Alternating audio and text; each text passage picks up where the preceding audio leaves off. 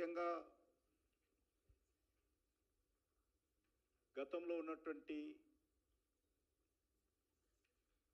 TRS ప్రభుత్వం, ఇప్పుడు వచ్చినటువంటి కాంగ్రెస్ పార్టీ ప్రభుత్వం మన హైదరాబాద్ అభివృద్ధి పట్ల మాటలు కోటలు దాటుతున్నాయి. కానీ హైదరాబాద్లోని ఏ గలీలో కూడా ఈ ప్రభుత్వాలు చేసినటువంటి పనులు నామమాత్రంగా కనిపిస్తూ ఉన్నాయి. నాకు తెలిసినంత వరకు దేశంలో ఇలాంటి నగరాలతో పోల్చి చూసినట్లయితే వీధి లైట్లు వెలగనటువంటి నగరము ఈరోజు హైదరాబాద్ ఉన్నది. సంవత్సరం నుంచి ఏదో గల్లీలల్లో వెలగడం లేదంటే ఒప్పుకుంటాను. ప్రధానమైనటువంటి రహదారుల్లో కూడా వీధి లైట్లు వెలగడం లేదు. గతంలో భారతీయ జనతా పార్టీ తరఫున మా కార్పొరేటర్స్ అందరూ కూడా వీధి లైట్ల కోసం ధర్నా చేస్తే ప్రతి మున్సిపల్ డివిజన్కు 50 లైట్లు ఇస్తామని చెప్పారు. ప్రతి మున్సిపల్ డివిజన్లో 5,000 లైట్లు ఉంటాయి మినిమం, కానీ ఇస్తామన్నది 50 లైట్లు. ఆ 50 లైట్లు కూడా ఎక్కడ ఇవ్వలేదు, వేయలేదు. మీరు షాప్స్ బంద్ చేసినట్లయితే,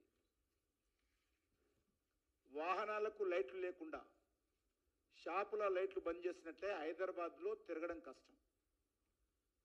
అటువంటి పరిస్థితులు నేను పత్రికేయులను కూడా కోరుతా ఉన్నాను. మీరు సాయంకాలం టైం 8 తర్వాత ఏ రోడ్డు మీద వెళ్తున్నప్పుడు కూడా ఒక్కసారి స్ట్రీట్ లైట్ ఏ స్తంభాలు వెలుగుతున్నాయో, ఏ స్తంభాలు వెలగడం లేదో మీరు ఒకసారి అబ్జర్వ్ చేయాల్సిందే కోరుతాను. అంత దయనీయమైనటువంటి పరిస్థితుల్లో గతంలో బీఆర్ఎస్ పార్టీ, ఈరోజు కాంగ్రెస్ పార్టీ పుణ్యమాని హైదరాబాద్ నగరం ఈరోజు అనేక సమస్యలతో విలవిలలాడుతూ ఉన్నది. అనాథగా మారిపోయింది. ఏదో హైదరాబాద్ అంటే హైటెక్ సిటీ కాదు, హైదరాబాద్ అంటే మాదాపూర్, కొండాపూర్ కాదు. ఒరిజినల్ హైదరాబాద్ మొదలు వదిలేశారు. ఎక్కడైతే రియల్ ఎస్టేట్ వ్యాపారం చేస్తున్నారో, ఎక్కడైతే పెద్ద పెద్ద కాంప్లెక్స్లు కడతా ఉన్నారో, ఎక్కడైతే మల్టీ స్టోరీ బిల్డింగ్లు కడతా ఉన్నారో, వచ్చినటువంటి ఆదాయం అంతా కూడా అక్కడే ఖర్చు పెడుతున్నారు తప్ప మధ్యతరగతి ప్రజలు, పేద ప్రజలు ఒరిజినల్ హైదరాబాద్ను పూర్తిగా నిర్లక్ష్యం చేస్తున్నటువంటి పరిస్థితి ఉన్నది. వీధి లైట్లు కూడా కొనలేనటువంటి దరిద్రమైనటువంటి పరిస్థితి ఈరోజు హైదరాబాద్లో ఉందంటే ఈ ప్రభుత్వ పనితీరు ఏ రకంగా ఉందో అర్థం చేసుకోవచ్చు. నేను గతంలో కూడా అనేక సార్లు చెప్పాను, హైదరాబాద్లో తెలంగాణ రాష్ట్రానికి 70% ఆదాయం రెవెన్యూ ఇస్తుంది. తెలంగాణ రాష్ట్ర ఆదాయంలో 70% హైదరాబాద్ నుంచి వస్తుంది. కానీ హైదరాబాద్ కేటాయింపులు ఎంత అడుగుతాను. హైదరాబాద్ కేటాయింపులు అంటే ఫ్లైఓవర్ల కోసం కేటాయించిన డబ్బులు కాదు, హైటెక్ సిటీలో ఖర్చు పెడుతున్నటువంటి డబ్బు కాదు. కనీస రోడ్లు హైదరాబాద్లో, డ్రైనేజ్ వ్యవస్థ, డ్రైనేజ్ కలవనటువంటి మంచినీటి సరఫరా, కనీసమైనటువంటి వీధి లైట్లు, ఉన్నటువంటి పార్కులు ఎండిపోకుండా చూడడము, వర్షపు నీరు వెళ్ళేటువంటి స్ట్రాంగ్ వాటర్ పైప్ లైన్స్, వరద నీటి పైప్ లైన్లు ఏవైతే ఉంటాయో వాటి సెల్ట్ తీయడం, ఇవి నేను మినిమం అడుగుతాను. ఈ సమస్యలు కూడా హైదరాబాద్లో పరిష్కారం చేయలేనటువంటి దౌర్భాగ్యమైనటువంటి పరిస్థితి ఈరోజు హైదరాబాద్లో వచ్చింది. దీని మీద భారతీయ జనతా పార్టీ అనేక రోజులుగా డిమాండ్ చేస్తూ ఉన్నాం. మా కార్పొరేటర్స్ జిహెచ్ఎంసీ జనరల్ బాడీ సమావేశంలో మాట్లాడితే మైక్ ఇవ్వరు. తూతూ మంత్రంగా జిహెచ్ఎంసీ సమావేశాలు నిర్వహిస్తున్న పరిస్థితి ఉన్నది.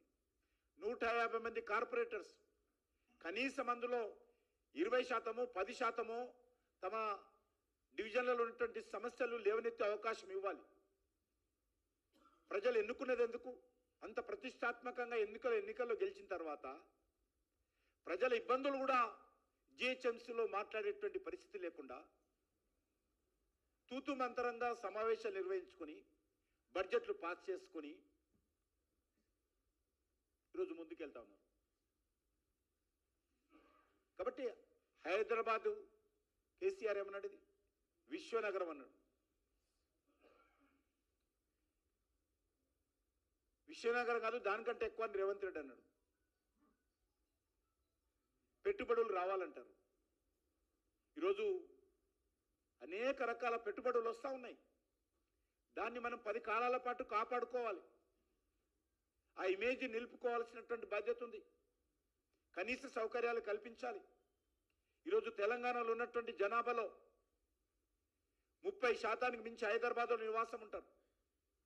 ప్రతిరోజు 15 లక్షల మంది వచ్చిపోతుంటారు ఇక్కడికి ఎవ్రీడే.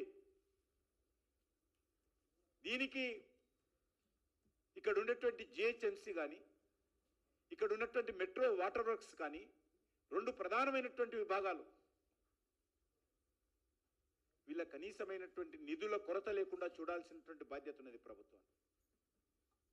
ఈరోజు జిహెచ్ఎంసీలో చిన్న చిన్న పనులు చేసినటువంటి కాంట్రాక్టర్స్ 10 లక్షలు, 5 లక్షలు, 20 లక్షల పనులు, చిన్న చిన్న గోతులు, రోడ్ల మీద పడ్డటువంటి గోతులు పూడ్చినటువంటి కాంట్రాక్టర్లకు కూడా నెలల తరబడి, సంవత్సరాల తరబడి బిల్లులు చెల్లించని కారణంగా కాంట్రాక్టర్లు ధర్నా చేస్తున్నటువంటి పరిస్థితి ఉన్నది. జిహెచ్ఎంసీ టెండర్లు వేస్తే డెవలప్మెంట్ యాక్టివిటీ మీద ఏ ఒక్క కాంట్రాక్టరు ధైర్యంగా ముందుకు రావడం లేదు, టెండర్లో పార్టిసిపేట్ చేయడం లేదు.